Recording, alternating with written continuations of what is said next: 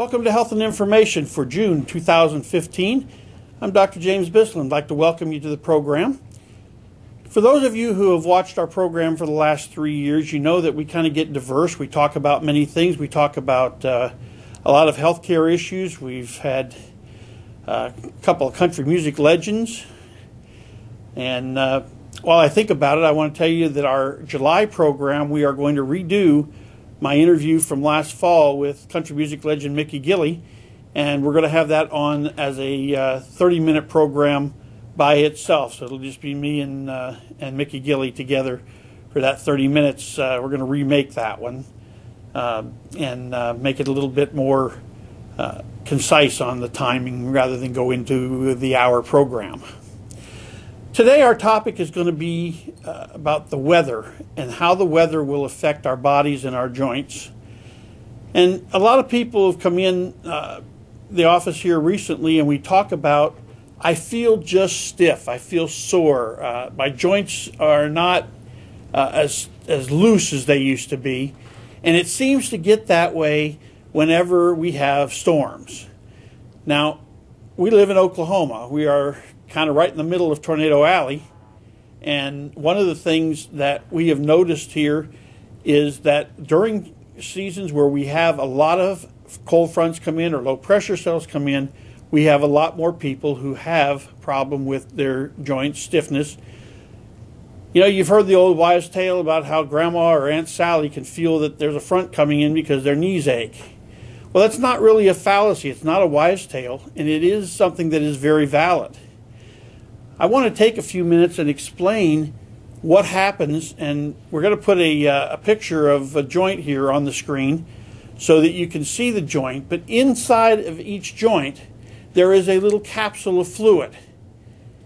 And by the way, a little trivia for that as well is when people crack their knuckles or pop their knuckles, what you're hearing, that noise, is when the fluid moves around inside that capsule of the joint when it's pushed beyond its normal range of motion.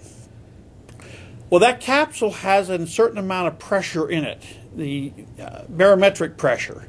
Now, when you watch the weather on TV or hear it on the radio, you hear them talking consistently about the barometric pressures either going up or going down or steady.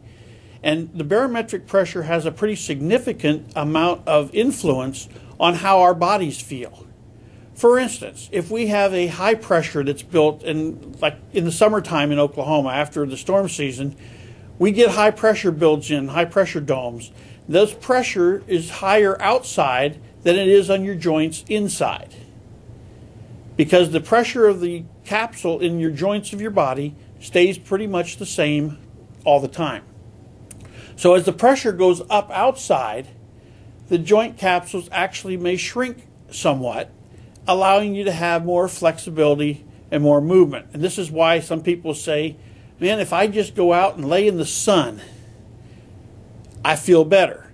It's not really the sun that makes them feel better. It's being out in the atmosphere where the pressure is higher, therefore reducing the amount of capsular swelling or joint swelling, and we end up with the loosening of the joints and less discomfort.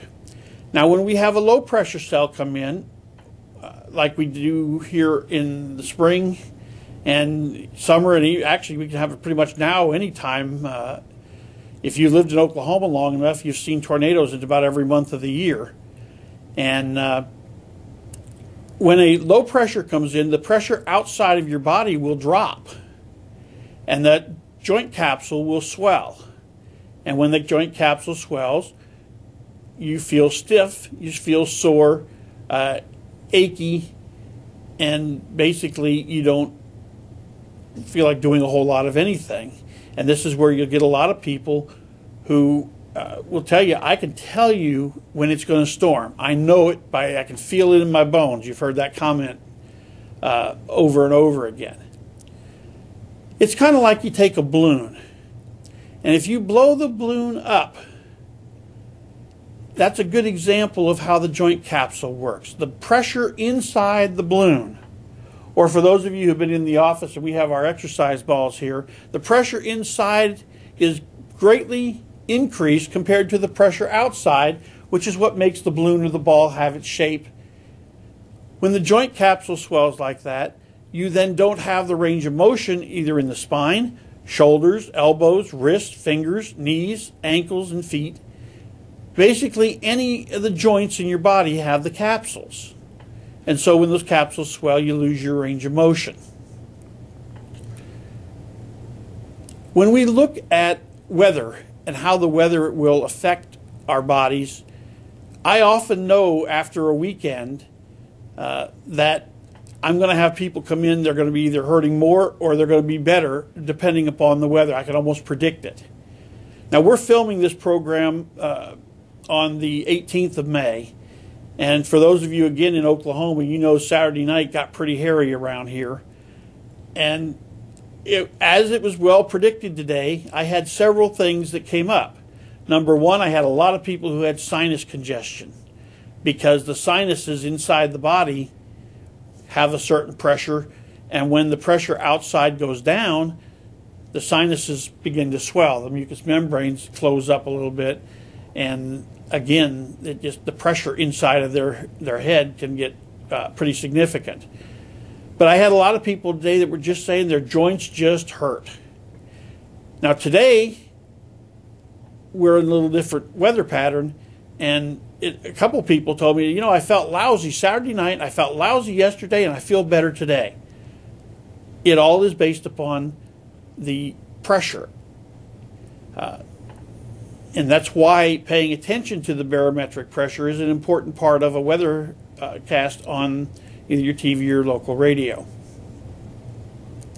Now, on our second half of the program, we're going to talk to a meteorologist who's going to explain some things to us about weather. And so we'll take a commercial break and we'll be right back. Are you in pain? Then meet the doctor. Neck pain, headaches? Meet the doctor. Low back and leg pain? Meet the doctor. Arm, shoulder, and hand pain? Carpal tunnel syndrome? Meet the doctor. Injured in an auto accident? Meet Dr. James Bissland at Bissland Chiropractic, where you can get your first visit free this month. Call Bissland Chiropractic at 838-4252. Bissland Chiropractic. An accident can turn your life upside down. Immediately, you may face problems like who will treat your injuries? How will your car get fixed? What are you going to drive in the meantime? You need solutions now.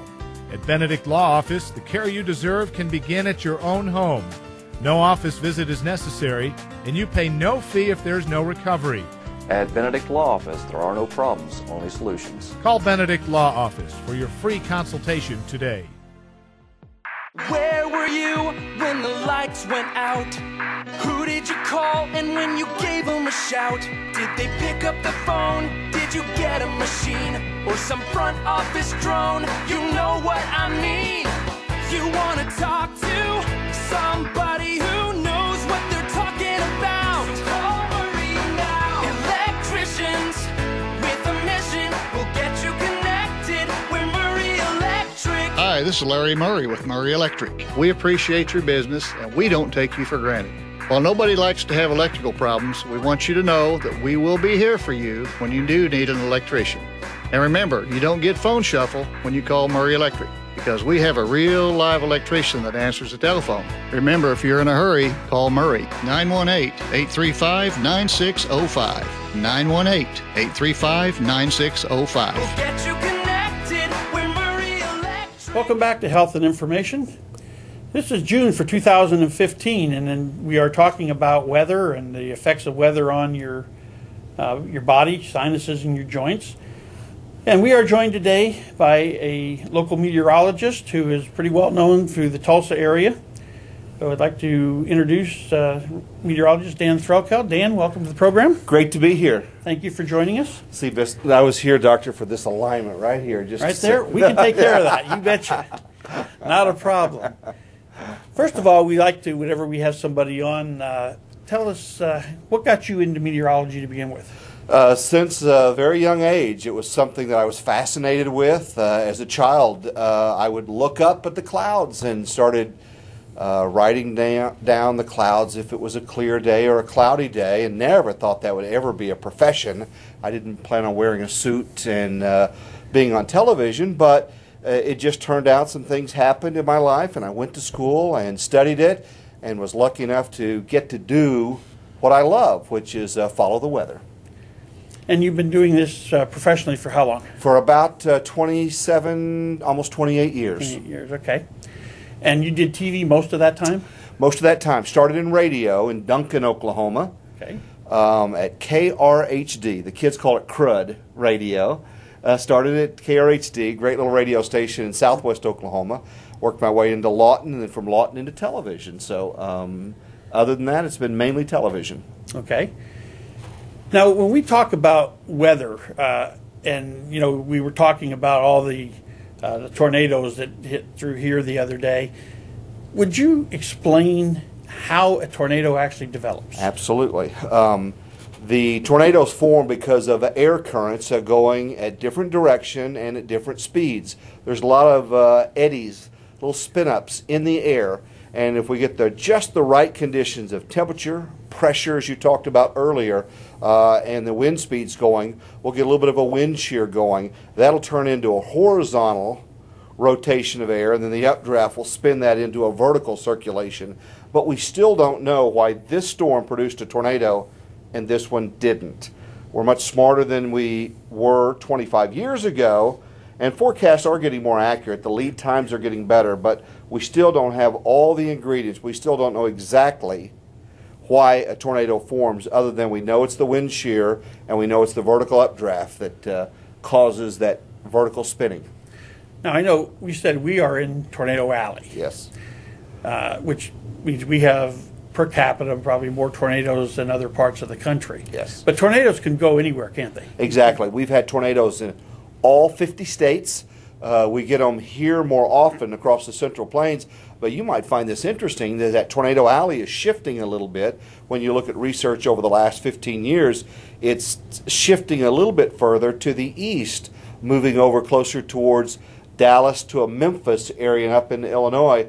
But it will migrate, but just know that it can happen any month of the year, and it can happen at any time and at any state. But we tend to be in kind of the sweet spot here in northeast Oklahoma, where you and your family have to be ready at all times to take the necessary steps that you need to do to be safe.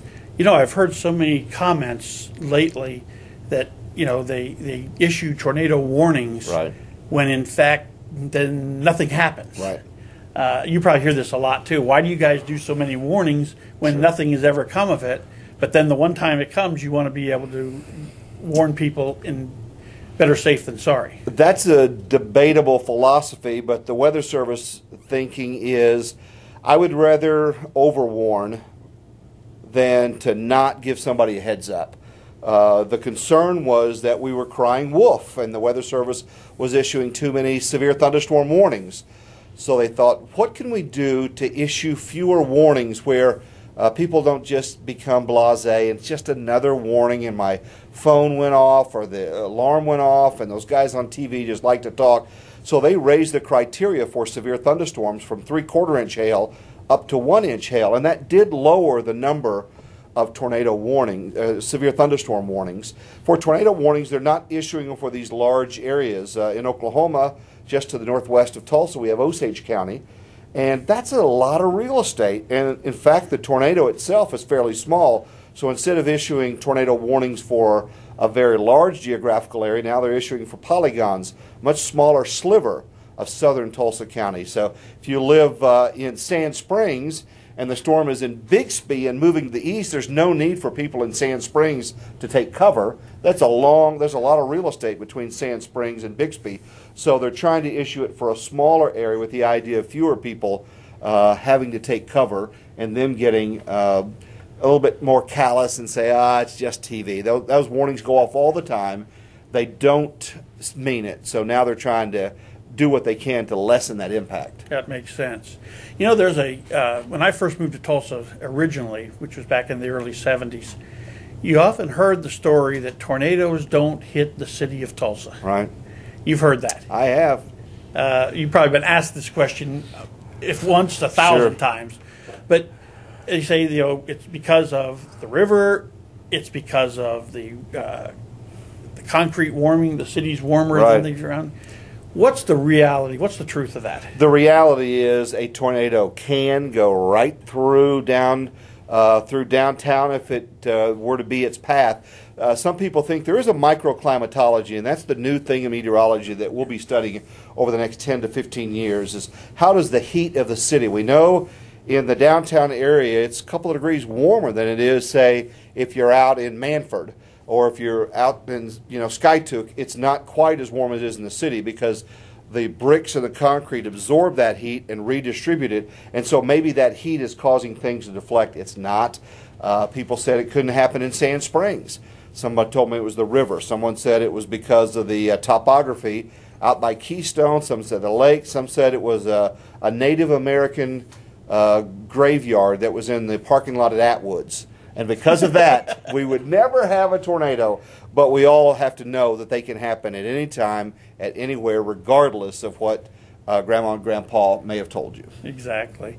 Has there ever been an actual on-the-ground tornado in your knowledge in metropolitan, midtown, downtown area of Tulsa? Oh, absolutely, absolutely. Had the big one in the mid-'70s that many of your viewers will remember, and it happened right there in Brookside. Folks there at Channel 2, if you've ever driven by Channel 2, right there, they had to take cover down in the basement next to it.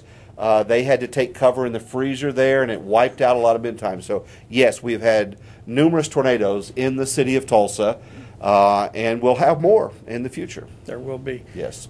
I remember very distinctly June 8th of 1974. And I remember that because that was my brother's 8th birthday. Really? And we were all hunkered down in the house, and we lived at about 21st and Yale. And we actually heard two of them, that typical sound of the train going over. One went north and one went south. We lost bits of the house on either side. Wow. And the middle was perfectly fine. Is that right? It was pretty intense. We were younger at the time, and Sure. I was still just starting high school. So, Wow. But that question has come up a lot, and everybody says, well, Tulsa's just in that position that they don't get hit. No. They have been hit, and they will. Same thing people said that couldn't happen in Oklahoma City. And of course, we all know what's happening more several times in a row now. And then some people speculate that maybe there's something going on in Moore that tends to attract them. It's not. It's just happenstance. It could just as easily have been Edmond, or just as easily been Stroud, or just as easily been. But they have had quite a few right in that same area. Let me tell you what's happened, though. Because of that, now the people that do rebuild and stay there, they are much better prepared. There's more storm shelters in the city of Moore than probably any other city in the world. I can believe that. Because if you decide that you're going to rebuild in Moore, Oklahoma, you've got to know that likely there's going to be another storm. So when you're rebuilding a home, it's just as easy to pay an extra $3,000 and get yourself a storm shelter. And that was my next topic. You need to do it very well. Is storm shelters. And you hear the different things. You need an underground. You need above ground. Right. You need this. We went to a Home and Garden Show where we did a screening booth here recently. And I think there was 6 or 7 Yes. dealers for storm shelters. What's your opinion? Well, above ground is still kind of the new kid on the block.